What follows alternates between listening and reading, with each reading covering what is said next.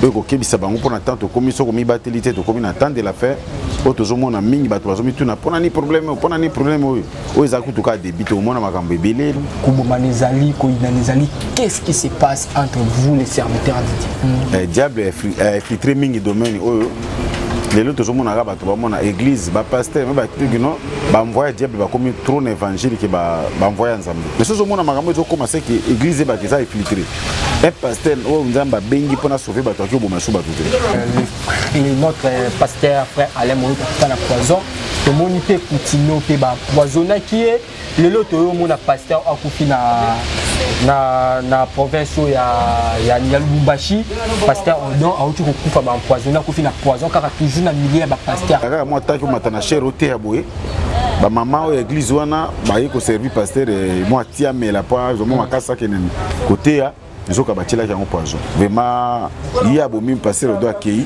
est-ce que yé a kufa pe grâce témoin grâce témoin aza sirène aza mamiwata au sal matin nzamba pesi biso badon na pesi biso sagesse énergie comment on a énergie prophétesse vraiment pour ngai na mo baduti na eza makasi parce que na landake mo mingi ya bimaka kasoki actualité zali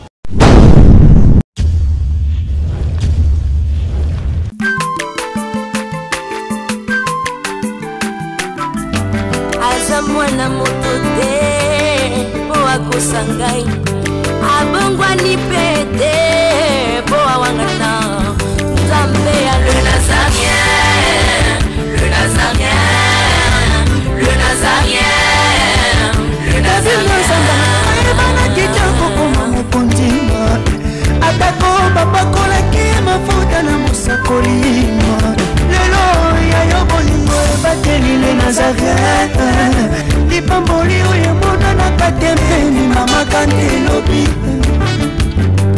kolapie mapapu masope mafuta tokokesikana longo na nzambe oyo babenga na makomi Efada, thank you Fada, cher ami fidèle, la l'union sont toujours. Bonsoir Kaliba Kouya Kwanda Biso, la 4 chaîne Abino Yali Nazarien TV, la 4 émission Abino Table Sainte, où ils a présenté par votre humble serviteur Dadi Moukoya. Je dis un grand merci l'équipe Mobimba Yali Nazarien TV, un grand merci à la servante dédiée Mama Tiffany Moukoya pour la confiance au PC. Je dis un grand merci à celui qu'on appelle Hervoisin sur ma caméra. Pourquoi pas équipe Mobimba Yali Nazarien TV, n'a pas vraiment merci et belé. Le lot Table Sainte, Nazana Pasteur Richard. C'est avec lui nous allons nous entretenir tout au long de cette émission. Restez branchés, restez connectés dans votre chaîne Les Nazariens TV. Avant d'abord de présenter le pasteur Richard, nous sommes en régie à sur Kantik aux audifiés, Bananzam, Usala Bananzam, le Kumo, le Sakomo Kondi, la servante dédiée Mama Tiffany Mokwa. Et puis on se retrouve après cette chanson.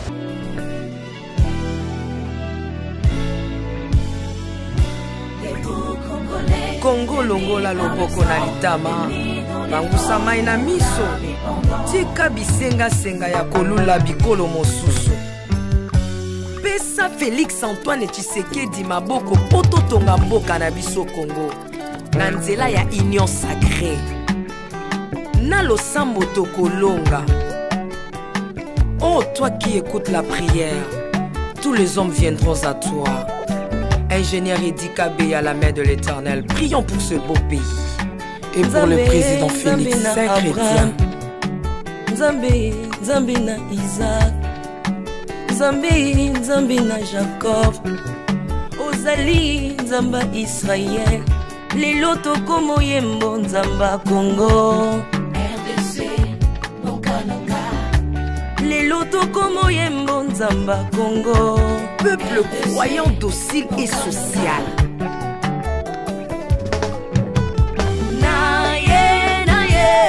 Naye bisayo makambo sali na bokonzi ya mboka nanga Congo.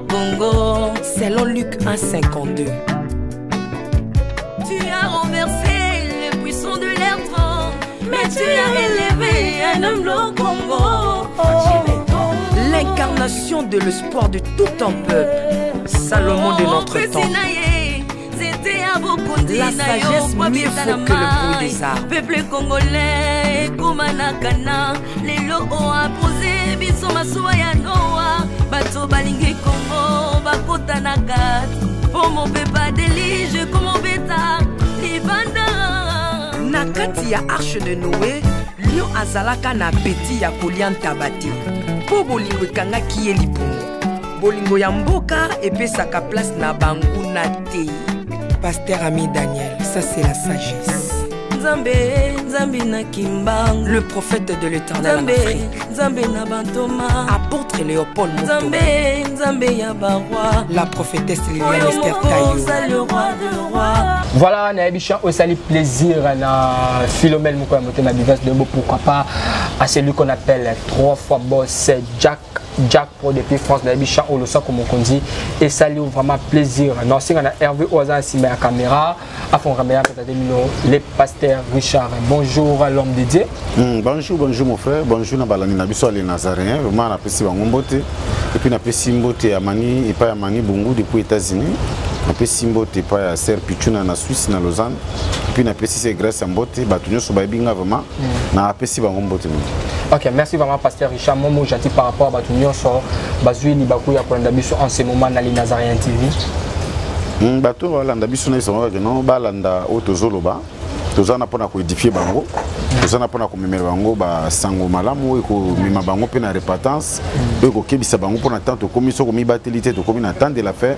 Otozomona mingi bato bazomi tuna pona ni problème o ezaku to ka débiter au mona makambo belé avant que kolona biso azonga main. Bibi ki bato ba ko persévérer jusqu'à la fin de ba la sauver.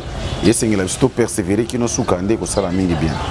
Ok, tout persévérer qui no suka. L'homme de Dieu, toute chose commence par la prière. On ne peut pas commencer cette émission avec les émissions chrétiennes.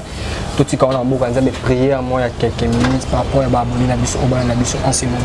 Oui, tout le monde. Elohim est au Pessio, merci aux Alins Zambé. Yondo Batilibiso, au Pessibiso temps, au Tostal, sur émission Oya.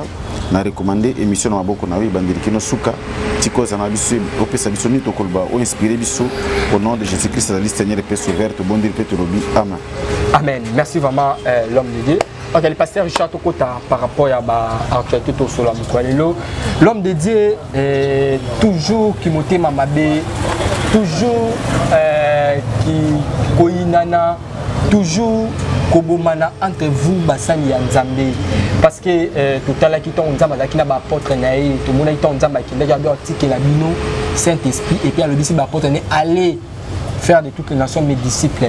Les a quitté que non Pierre, Jean, moutam mutazaki na mission naé, c'est a quitté que non Pierre, Jean ou bien attendons Paul ayaki apôtre Paul ayaki, c'est qui m'a moi qui jalousie et c'est qui m'a mouya kobomanaté mais pourquoi basali ya Nzambe ya mboka na biso kobomanezali koinanezali qu'est-ce qui se passe entre vous les serviteurs de Dieu?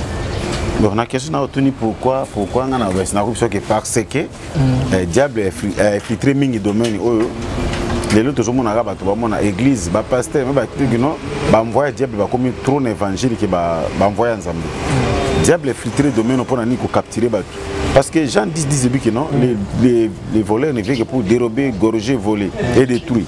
Il y a une mission au diable parce que quand on a bon les mots il est comme ça que non mutu na vie païen atikala ko mamutu te peut-être atikala ko sa kindumba ko mela masanga ko bunda bitumba mozomona ke mutu a bongo le motema azo sambela akomi pasteur mais abomi mutu na kata za pasteur ndelo ko siko izo kamusa même Nzambe place azo kamwa OK makamusu ba tumusu ba bomaka avant ke ba bongo na motema à cause de criminel à cause de la sorcier, à cause de magicien, mais toi, tu comme tu as sika, ça dit ma kambakale longue.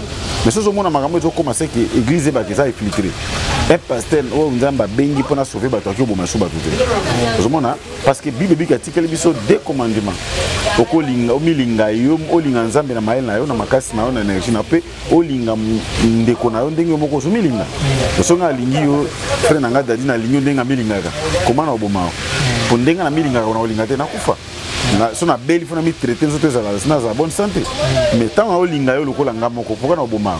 Yango zomona ke eloko yo, so zomona ba phénomène osaki diable nda koti parce que lokomi na batanga suka, diable ati ba serviteur na ye na pona ko nuire batu, pona ko capturer ba ame, c'est ça. Monsieur Nzamba solo de mon Nzamba solo qui comme mongana na poison jamais. So moni biloko bo salami, ça dit l'église no benga ba église Nzamba, ça ba église Nzamba te. Satan a vendu na domaine ba église ona zomo. Ba église Nzamba te mais surtout tali bien ba pasteur mingi bazoza ba victime ya poison. Nous tout monde qui ba qui notre pasteur frère Alain Moïta na poison.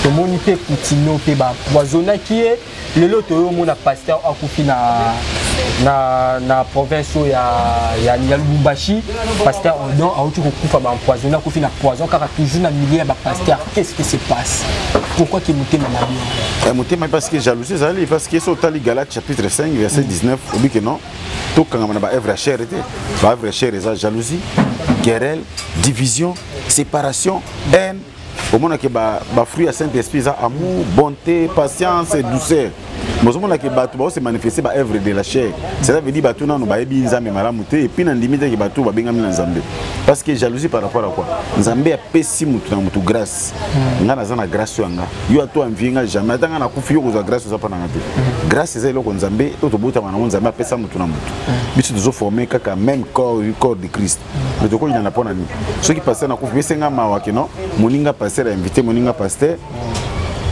mais des agas moi tant que matana cher au théâtre ba maman au église wana ba yiko servir pasteur moi tia mais la pas je moi makasa ke côté ya zoka batila yango poison on a zomi tuna selon ngane na zomi tuna ke non bandi même baki ko koma na tension na te ceux qui berger na bango ndatinda yango basa biloko na te c'est que mission moninga pasteur la bengisa ka jalousie ki moninga nde atinda ki bandimi ba mami balo ba lamba itina batile poison et ça li mabe makasi vraiment il y a bomi pasteur do akei est-ce que yé a okufape siko asemo sani mission motokati yango na nzela vraiment esali pasi makambo ekokuta mandi parmi ba païen to peut-être na ba politicien to ko comprendre mais na niveau église na niveau pe basala nzambe ko sema te tant que ça mabe ki no bato mingi ba osela nzambe mutabengi bango te mais nzambe azaka moko pourquoi bino bozo na ni na mati bozo welela nini kumuna kukufa ya basala nzambe na ba poison bozo tiana na ba poison qu'est-ce qui se passe nzambe azaka moko otosambela ce que bino basala nzambe bo welela ga nini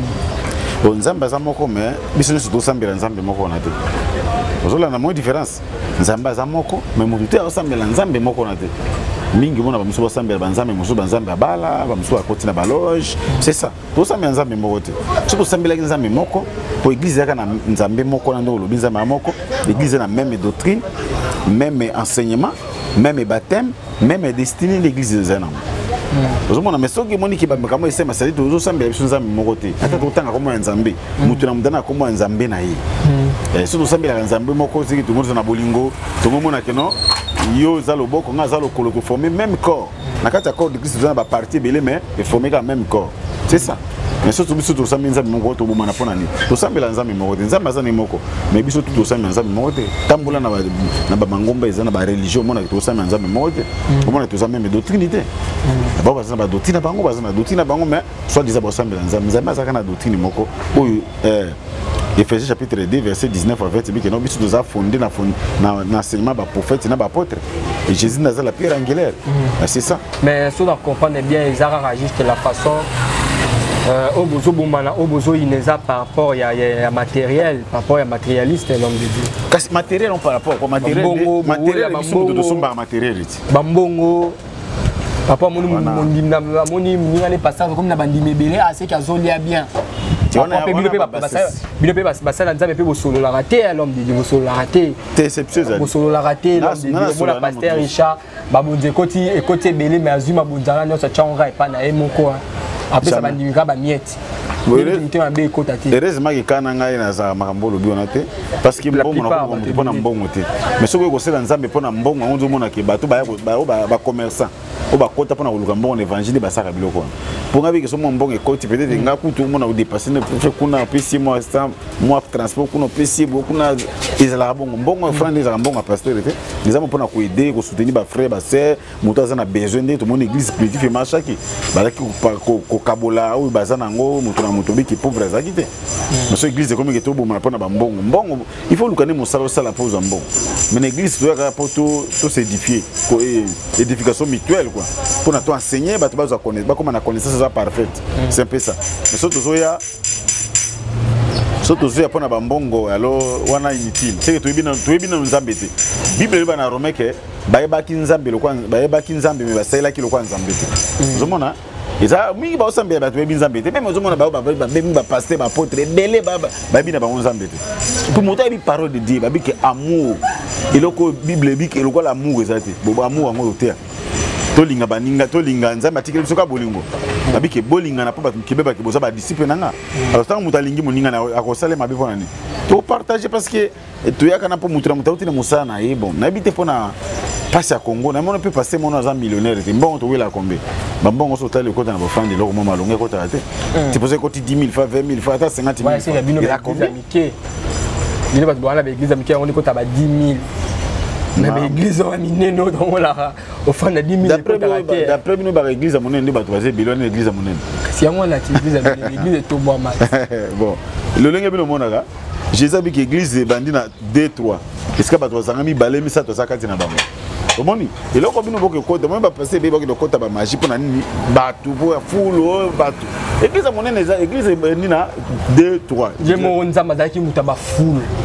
Nzamba on t'a fou mais l'église à Jésus à sala qui est 12 bagi 70 60 baki batikali 12 na kati ya 12 on a moko za démon c'est que boya vrai batike ka 11 olubani bato peno ba reko tam on ba disciple à Jésus 12 baka 12 moko démon parce qu'à ko sa mission au tek à Jésus 11 baki bien au moment qu'il comme l'église qui ba 1000 membres 3000 membres non mais c'est que côté à tel ba pharisien à tes place moko ba té pendant 2 jours 3 jours bato balebi na nzala balingi bazonga ba disciple babi maître zongi sa bato bakeno ndako bali ya depuis balanda biso ereleki Jésus biboza na nini boya bino ne bolesa bato bazuka mapa mi balé na mbisi mapa mitano na mbisi mi balé Jésus multiplié yango balesi 5000 hommes sans compter basi na ban baloko tchikala ki passé 12 paniers lobi na ngota tala ba pharisien ba foule ba bato ba yi ba disciple ba mo se pena miso bomoto ah kolo batala bato ba la tala ba foule Jésus atali bango bia bolanda pona foule ba pharisien te bazo ya po alia ki mapa lobi muzomona na kati ba foule zongona mi boya na po bala bota voyager mais bazo ate ba luka pena Nzambe on luka Nzambe avec un bit l'homme de Dieu te biti papa quoi biti ya biso qui non chercher premièrement le royaume de Dieu biti to sambela pona royaume de Dieu pour makambo so luka to zwango lelo on ba matériel ndo lobi ba paye comme ba matériel ko za nsusu tanyanga passer ta moko na Congo za na jet mais na ba paye na otangela yo ko ba somba ba jet ba somba ba vieux ko leka wana ba susu zo monoko ba Ethiopia ba esa ba paye ba Air France esa ba paye esa ba chrétien chrétien to biso bano bongo motema liboso ezaki na ba quelques moi 2-3 pasteurs no ba baza na ba avion mais tant to koli na kondima to luka ba avion na partout na aéroport en Njili ezati to luka on aérodrome ndolo ezati to ba teso ezaka na mboka ni wana na bazaki na ba 90 ba 89 ba passer musone zo na ngana somba avion wapam matériel ezaka na Nzambe te so uzula na Nzambe pona matériel oza mutu ya mawaninga apocalypse to lobi qui aux pauvres ngazo yo mona ko riche menga mona aux pauvres ozomona ah c'est ça donc Nzambe baza pona matériel za mutu asa musala osomba yango so ça na besoin mutu kosomba ozana besoin ndako kosomba eza nango Nzambe ana kati te po mingi pipe ba paende bazana ba riche mingi mona ke ba chrétien penda so tali pa ba riche monde na biso ko tanga ba chrétien combien mais plupart na bango ko ba Bill Gates na chrétien te ana mpagano mais alléluia za milliardaire to sambela pona matériel so mutu sambela pona matériel faut qu'il est mawa mutabongo se ka bina Nzambe te mutabongo se ka bina to sambela pona Rome de Dieu parce que makambo so zana o biso luka na ba pain baza bango déjà tant que zo luka voyage na ba pain ba voyager ka lelo ba ozonga pelobi ba musu ba kendeki ba asaka mokomo azongi alors quoi bon ouais au sambela pona matériel so zo matériel là kendo luka musala osala ozo matériel mais ce qui pona mama Nzambe yaka pona Rome de Dieu pour royaume de Dieu mais bino mo ba pasteur bo te so royaume de Dieu to bongo la mité batalis ka bino bo tambola non bien te besoin un pied dehors un pied dedans bozo bomana bo tila ba poison bozo inana pourquoi mais beauté ya biso lilo banzambe c'est comme si Bible on a battu pasteur de Bible on botanga en haut vous allez à deux sortes de Bible beauté ya biso ma mususu bino mo sala la ma mususu un pasteur oazo abongoli motema solo moni apôtre Paul abaki no bino bozala ba imitateur nanga ndenge nga naza imitateur à Jésus Christ un vrai un envoyé de Dieu aza motu faza bato ba imiter so moni pasteur tema musosa ma mususu c'est que Nzambe tabengete D'abord, pasteur, il faut se révéler la sainte doctrine, il faut attendre ma vie à sanctification pour ma camboya à communiquer on a battu azoté. On donne ce qu'on a. Pour son gamin hôtel au Tika Moibi, Gamona Moibi, Tika qui Gamona qui n'a pas battu. Ma camon hôtel aux impacts pas battu. C'est ça parce que catégorie les lobes à ça les commis et battu à catégorie balai. Les abois en ça, mais n'abois Satan. Mais Magui va tout mélanger, mais c'est sûr, Ali. Nous avons besoin de bananae, ou à solo, nous avons besoin de serviteur, ou à solo. Bon, peut avoir ça tabi, mais c'est là, pas qu'on s'accorde avec critique parce que Matthieu 24 le bac yango non, na Nicolas Souka, tout le monde a faux prophète, ba faux docteur, ba faux évangéliste, ba koya, ba traîner ba full simana bango. Ba pengu ça va te béli. C'est ça, ça ka prophétie zo ko ça. Ndenge ba pengu ça va te béli. OK, merci vraiment l'homme de Dieu, toko ba toujours na émission na biso. L'homme de Dieu to moni ma soi-disant na bien été na pesa nani grandeur wana qui soi-disant elle est prophétesse, elle a prophétesse, le nom n'entend à commoter a commis pour les canaux réseaux sociaux ko dénoncer batu ko loba mabe ya batu ko dénoncer ba message o ya mabe et awa apesi message ya fille oyo azarana majabu o bato bimisa mbani start le nom c'est Grâce Temwe Grâce Temwe aza sirène aza mamiwata abima la mai nzamba la kisi azo prophétiser bato est-ce que nzamba repesa mutu message ya mutu to ala kisi mutu message est-ce que c'est normal on les rend la média pour dénoncer mutu wana ou soit on ba nzamba la kisi yo nani le nom de notre servante Grâce Temwe qui est aza sirène. Est-ce que ça peut ça le malheur? Et qui ko ça le matin nzamba pesi biso badon na pesi biso sagesse. Un prophète ou bien un prophète égalé parce que mutu mona bato bazwa image kake mutu azomona makama prophétiser ka prophète non. Prophétie toi na doit prophétie toi na ministère prophétique.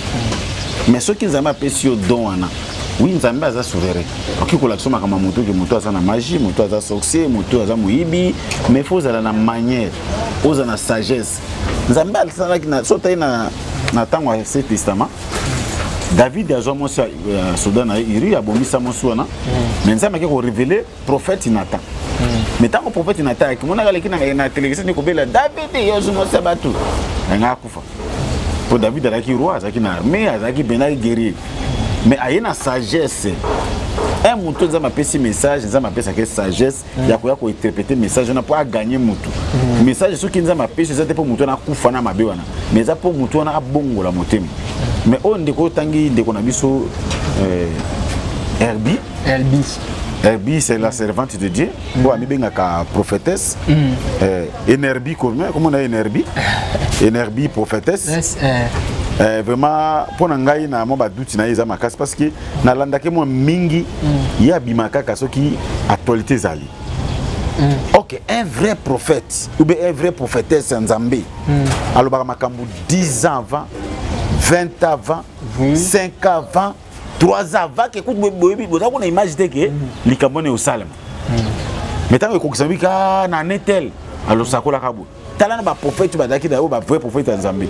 Ba sakola ki non Jésus-Christ sakoya. Et l'équipe ba siècle na ba siècle. Ba Isaïe ba prophétisa, ba Jérémie ba prophétisa pour na Jésus. Mais les cas qui combien de siècles? Ti ba Simeon ko azwaka Simeon azwaka promesse ka ko kufa kate kino akomona mwana na ko bota mamobikisi. Kino Simeon akufate amona kobota ma Jésus après amona biki kolo maintenant oyo baki na ngai koki kozwa mosali na ozomona mais ce comment les non comme ba prophète demain nous simbi et là demain monga na linga mingi pour expliquer yango demain ba lukaka biso ta mususu ta mususu ba vérité et comme ba fo ba comme lukisa que donc so ko lobi musika c'est bon un prophète a batté que tango événement bimé Herbie oyo azana ye youtubeur aza youtubeuse plutôt donc on a youtubeuse ce qui actualité bimine tu peut-être Karine Mokonzi bato comme lobela ya ina prophétie non d'abord mais c'est appelé pour na Karine ndenge na so Karine na kamonete mais na ndenge Karine tambo na boya musique pour na Karine ils ont tout contrer na Nzamba koloba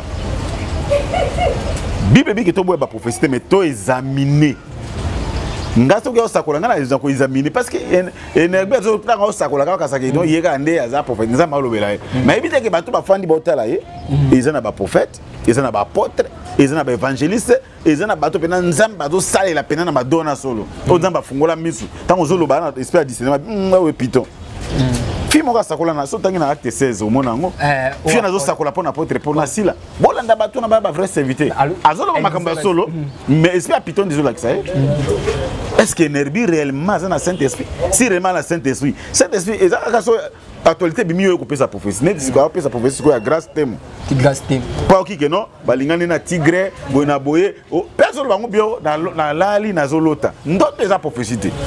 Nzamba lo ba na prophétie. Nzamba lo ba na vision. Nzamba lo ba na parole de connaissance. Nzamba lo ba na ba songe. Nzamba lo ba na ba signe. Nzamba lo ba na ba énigme na ba moyen ebelé.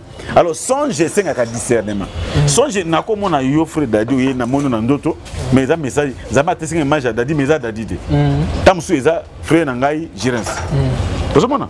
Tamsu eza cameraman mais nzamba ye na image na yo. Ça yo moni ndoto e senga la discernement. Quand Joseph amona ki ndoto que non ba sanza na moi de fuka melier amoni mais tant na pas et pas Jacob bote que papa na ngaki na discernement bino beliko lo ba ki ndoto loti ngai na mama na ona bandi ko no fuka melayo papa nenda pesi discernement mais énergie makambo azoloba azoko kise grâce thème pona nini lokola bayoka na tena Karine ala na makamba YouTube bien OK prophète il faut inviter makamba ko yoka mais pourquoi prophète aloba makambo nza azoka kanzambe parce que ye nzamba azo mena conseil des ministres aloba makambo bino bokanisite o eloba mina noté tant azo na boka makambo no eloba mite mais eloba mina ba YouTube déjà ne ba conflit na bango ezali ba YouTubers na ba YouTube na ba YouTuber bana ba conflit yo bimsao nza mutu ba sirène mama ndena discerner ngo ezana ngo biloko ezutaka na penser na ye ezate ke nzambe et puis un prophète a ko dénoncer batuté lukpona luka bana luki grâce témoin pona landa dénoncer batu presque la majorité soka kombo ninge tombo mayo ebani batu ba ebani wana ndeka ko bisa ba message pona na luka bata ba numéro batu na nzambe na ba réseaux sociaux benga solene pona za yo za prophétesse so mo se nzambe non mais benga po oyebisa nzambe alobi po atika po gagner mais tango dénoncer ye publiquement bo quand même pe na ndimite ke nzambe biloko yo nzambe azana ngo ana ngo d'accord biso basé na nzambe tozo makambo to yebi. OK, l'homme de Dieu to continue toujours l'émission mais pourquoi kaka image ya nzambe eza toujours salir et pas ma prophétesse, ma pasteur parce que sort ya fille ou un temps on zo c'est la nzambe parce que la Bible nous dit il faut pas jouer avec les Saint-Esprit. Parce que tant on y a zo sakana nzamba la question nzamba avec sort ya fille ya ma prophétesse on les anime. So na ezali Jérémie 23 bi que non malheur pas ba prophète yo balobaka makambo nzamba lobi mais tout pas nzambe te makanisi na bango. Bana mbano na bango mon frère. Bible dit que dans le chaque que non bato ba kozala juger sévèrement ça biso ba serviteur. Alors ngana banga oloba ka nzamba lobi to ba nzamba lobi. So yoka lisolo ba ke na yoka lisolo. So lelo ko miso ko pesa ta mutu message oloki serviteur muso yoki yaki ko lekana ko nzamba loba ki na ngai. Ba nzamba lobi ko minoko lelo moko osakana. Nzamba ko bato nyonso bokena na moto. Bato nyonso balobaka na kombo nzambe nzambe tabisi makambo te. Place na bango ezali ni moto. Oto benga enfer, oto bengi gêne, oto bengi lac de feu. Ndebisika bokende. Bible c'est une résolution pour nabango makambo nyonso déjà. OK, merci vraiment le pasteur Richard dit que nous sommes arrivés à la fin de notre émission. Mot de la fin ko zani message ezali ko na bana nzambe numéro de téléphone so ba pour ça zo ba ko zo ni pasteur Richard. Mot de la fin ezali mingi église tozui parce que internet ezangonga mingi akoloba meta eza mukuse vraiment ezosala pasi église akole comme lelo ko tolama oui tobi ke bo ça ba écriture ba serviteur lokuta ba bimi bo ba ke non mokolo moko kolo mokila kozonga mokolo moko okufa okinokutana na ozosala parce que Bible bien mokanda Apocalypse chapitre 14 verset 13 que esengo na bato bakufa kati na kolo parce que misana bango sani kolanda bango mais mape na bato yo bakufa kati na péché parce que misana ba osala pe kolanda bango omi préparé parce que oyo tozomona na kati église lelo ba poison koti lelo to baki poison na politique mais lelo poison comme une église ba tu ko bomba babuma passer ba na nzambe lelo komi ko bangana to ba inviter muta memi micro na epo ba micro komi ko pesa de komi ko kepa moninga moli o sambika ko na jeune eza penda ko sala mabe parce que biso to bongola ki motema to mona ke tutuli ensemble to lata na bilamba ensemble mais lelo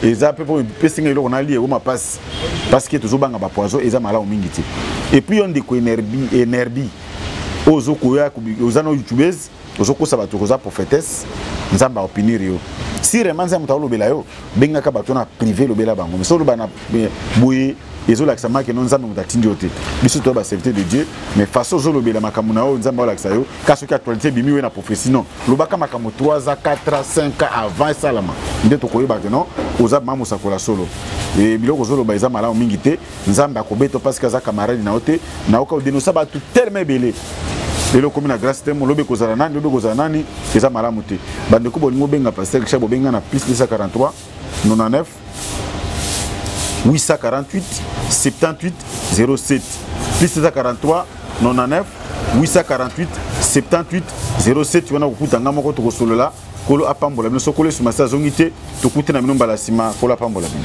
Voilà, nous sommes arrivés à la fin de notre émission. C'était votre humble serviteur Dadi Mukwaya. Je dis un grand merci à Maman Tiffany, la servante de pour la confiance en Christ. Je dis un grand merci à Hervé Ozaki, la caméra, pourquoi pas, équipe Moumali Nazaré, la possible toujours, merci. De toujours le voilà sur ta émission.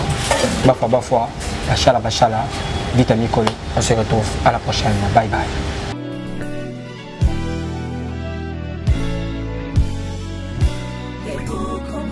Congo longola loboko na litama bangusa mai na miso tika bisenga senga ya kolula bikolo mosusu pesa Félix Antoine Tshisekedi maboko poto tonga mboka na biso Congo na nzela ya union sacrée na losambo tokolonga. Oh toi qui écoutes la prière, tous les hommes viendront à toi. Ingénieur Edi Kabé à la main de l'Éternel, prions pour ce beau pays. Et pour le président Félix Saint-Chrétien. Nzambe na Isaac, Nzambe na Jacob, Ozali Nzamba Israël, lelo tokomo yembo Nzamba Congo, RDC, Nokananga, lelo tokomo yembo Nzamba Congo. Peuple croyant docile et social.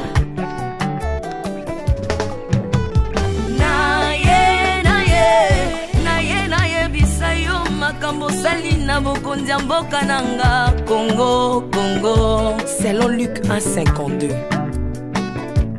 Tu as renversé les puissants de leur trône, mais tu as élevé un homme au Congo. L'incarnation de l'espoir de tout un peuple. Salomon de notre temps. La sagesse mieux faut que le bruit des arbres. Peuple congolais, Komanakana, les lots ont posé, biso masuaya noa, bato balingi Congo, bakota nakat, pour mon pepa délige, comme mon bêta, libanda. Nakati ya arche de Noé, lion azalaka na beti ya kolian tabati. Po bolingo kanga kiye lipongo. Bolingo ya mboka epesaka place na bangu na te. Pasteur Ami Daniel, ça c'est la sagesse. Nzambe na Kimbang, le prophète de l'Éternel en Afrique. Nzambe na Bantoma, apôtre Léopold Moutouba. Nzambe ya Barwa, la prophétesse Liliane Esther Tayo. Le roi de roi. Yondo zalaki na David, Yondo zalaki na Salomo. Lelo tokomo mono kachafati. RDC, Okanaka. Lelo tokomo mono kachafati. RDC, Okanaka. Mboka soki ekambami na bana mboka ya solo oyo balingi mboka. Ekole komaka terre promise. Pasteur Koutino, Mamébi Koutino. Accent Mongo Baba. Na yo na mboka ya Congo. Lelo o abuse biso masuaya noa. Bato balingi Congo bakota na kati. Pour mon pepa délige comme mon bêta. L'Afrique a la forme d'un revolver dont la gâchette se trouve au Congo. Mwambi Wanzambi, Alpha Lukau, Lomba Bwadji Tungaje. Maman Denise Nyakero Tshisekedi, Consissi pour papa. Acte 24, verset 3, Kodambo Kanangai. Yango nazo bondela yo. Batela mokonza mboka nanga, Félix Tshisekedi Tshilombo. Mwambi Jean Oscar Kiziami na Kibila.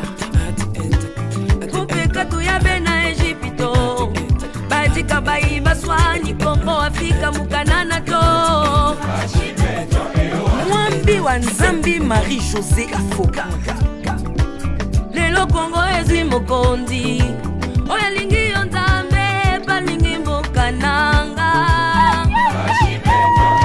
Yesu Masia tokozongisela yo nini Pona bolingo na yo na mboka ya Kongo opesi biso ya malonga Basali na yo bapakoli ye mafuta Tengo pakolaki bakondi mafuta Tengo pakoli pe mokonza mboka na ngai 32 plus 18 epesi 50 Nano asali 50 Adandele Yesu na Kongo Kongo ekobonga kaka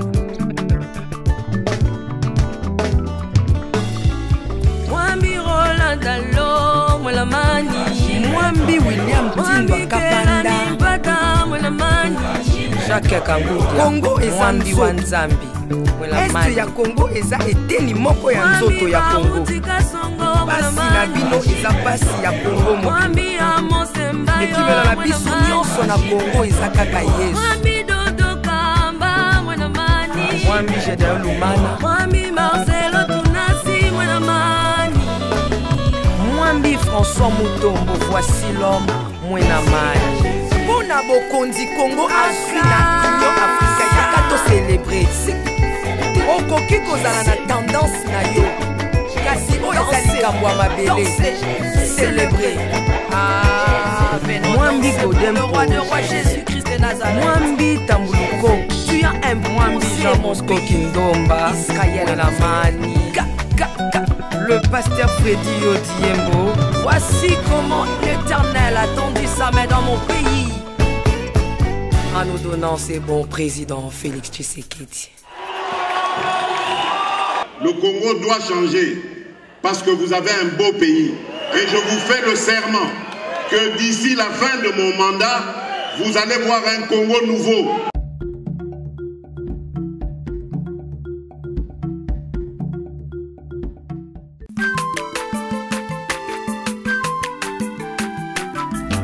Azamwana motote po akosangai abongwani pete po awangata Nzambe ya le Nazarien le Nazarien le Nazarien le Nazarien bana kitoko koma mokondima atako babakolaki mafuta na mosakolima lelo ya yo bolingo ebateli le Nazarien lipamboli oyo mbona na katempeni mama kandelobi koleke mapapu masopi mafuta tokokisitana olongo na Nzambe oyo babenga na makomi